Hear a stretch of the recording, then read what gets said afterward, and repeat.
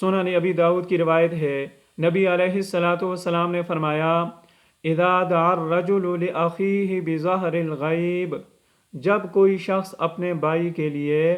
اس کی پیٹھ پیچھے اس کی عدم موجودگی میں دعا مانگتا ہے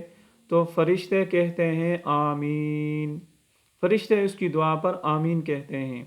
اور ساتھ ساتھ یہ بھی کہتے ہیں وَلَكَ بِمِثْلٍ، اللہ رب العزت تجھے بھی اس کے مانند، اس کی طرح چیز عطا فرمائے، جو بلائی جو خیر تو نے اپنے بھائی کے لیے اس کی پیٹھ پیچھے مانگی ہے، اس کے غائب ہونے کی صورت میں مانگی ہے، اللہ تعالیٰ تجھے بھی عطا فرمائے۔ اور دوسری روایت میں فرمایا، ان اسرع الدعاء اجابۃ دعوت غائب لغائب، سب سے زیادہ جلدی قبول ہونے والی دعا ایک غائب کی دوسرے غائب کے لیے دعا ہے۔